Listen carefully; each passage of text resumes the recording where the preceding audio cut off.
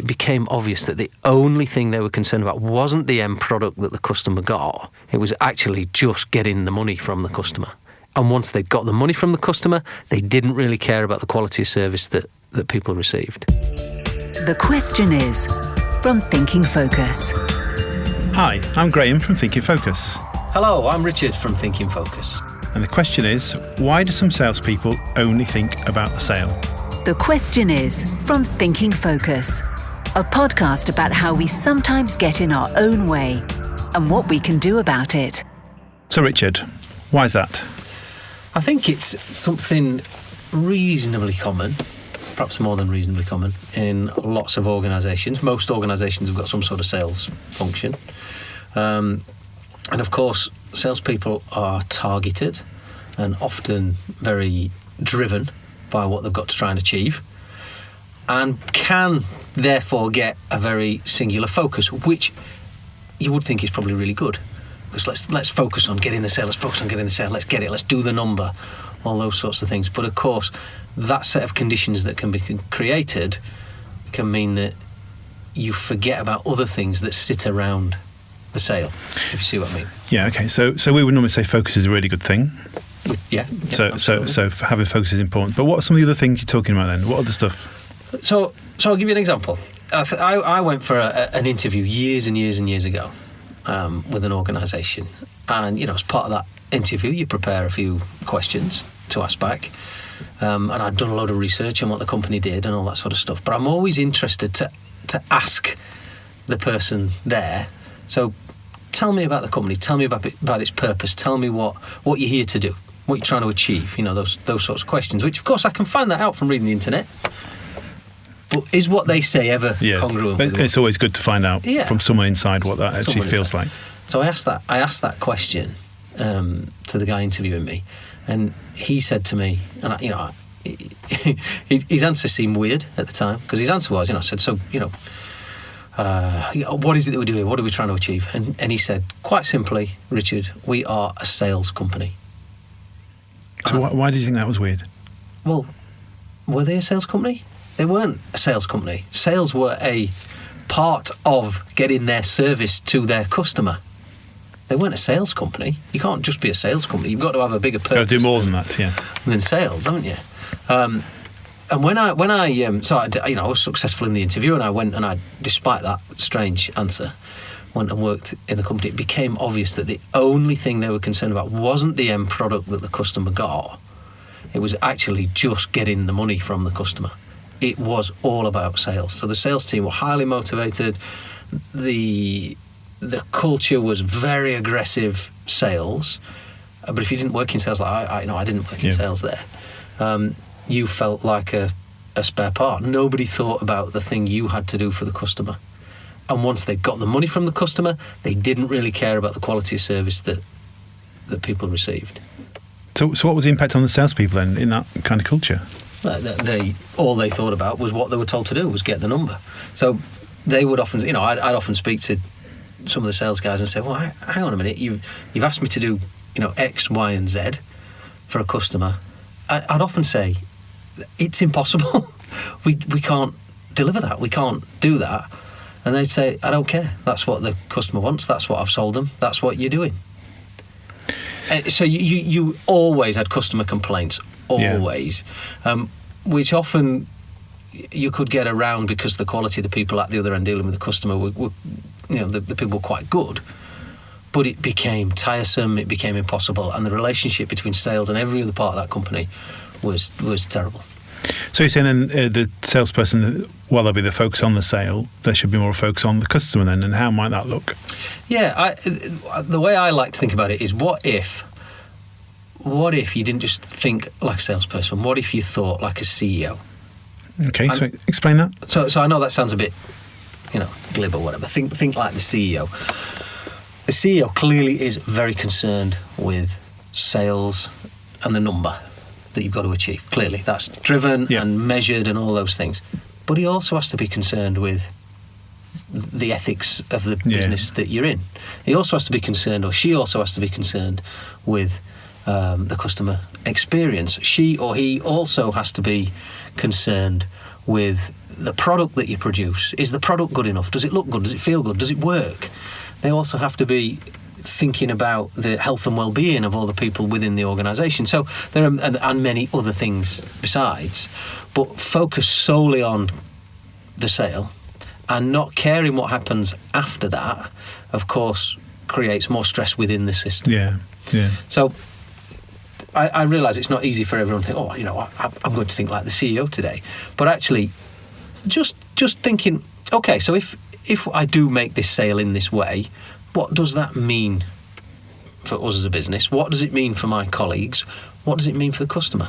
Yeah, and even if you might not be thinking about all those factors you've talked about, sometimes just thinking about how it might impact on another department. So now I've worked with some manufacturing organisations, and the salespeople will go and sell, not thinking about the production schedule. Yeah. So they create a problem there's a perfect in that way. Example, yeah. And there's a very close friend of mine who worked in financial services, and he had the responsibility for mortgage applications years ago, and he was targeted to speed up the application process. So guess what? He went and worked on it with his team, and he had a big team.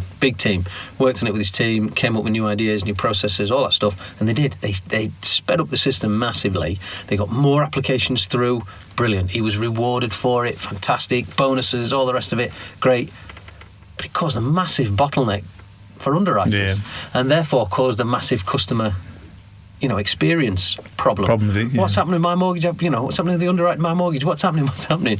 Yet he was rewarded for it. So the thinking like a CEO is to almost say, if we do that thing in this part of the business and we reward that behaviour, what are the consequences of that on the rest of the business, and are we geared up for it? What are the consequences for the customer at the end of the day?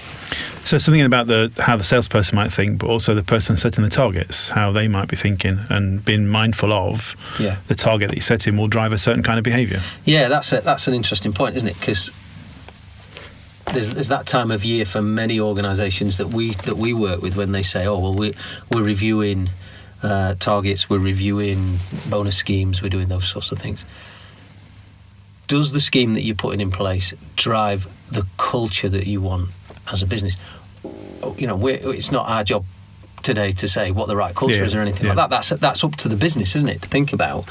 So you either drive behaviours that you want or behaviours that you don't want, basically. But again, going back to the company we talked about before, if you set your culture is we're a sales organisation, the whole culture then is around just the sales part of the process, as opposed to thinking more generally about what kind of culture do you want to have and how is that reflected through your sales process. And in that organisation I talked about at the beginning, that right at the very top, they were only interested in getting the money from the customer. They didn't care. It's gone out of business since, by the way. But, that's by the by. Yeah, but that's another story.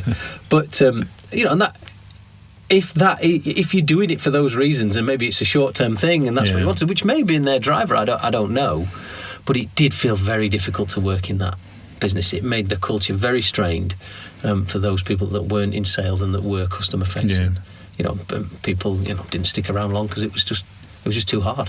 So another implication therefore is high staff turnover as well, so it creates more problems. Well, I think you also get a point where it crosses an ethical boundary, so... Okay, explain that a bit more. Yeah, so if you go... And there were times when I worked there that it just felt wrong, that we'd said we could do something with the customer that we knew we couldn't. The salesperson knew we couldn't but didn't care. We then knew we couldn't deliver it. Then we had to go and tell the customer they couldn't have it. Then a whole argument took place. Then you ended up apologising. Ethically, it just felt wrong. We were taking... And they'd have paid by this point. Now, some of the things that company did were okay because the quality of the people that delivered the service at the end, they got them out of it. Got them out of it time and time and time again. But actually, the ethical line had been crossed for many people that this is just wrong. And therefore people can't take that for too long. Yeah, so it's not just about fixing it at point of delivery, it's about how do you fix it early on in the sales process. Yeah. And therefore, how do you help salespeople to think less about the only having the focus on the sales target and think more like a CEO?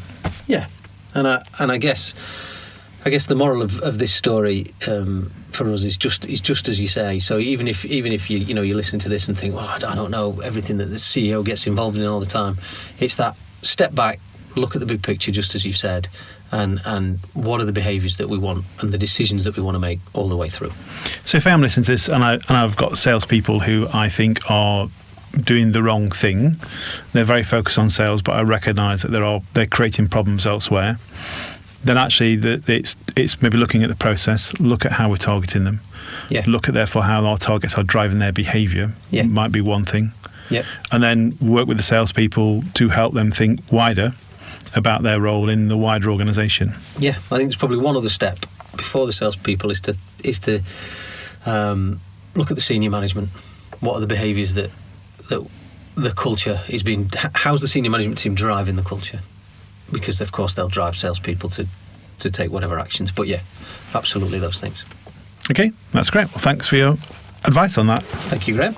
Next time on The Question Is.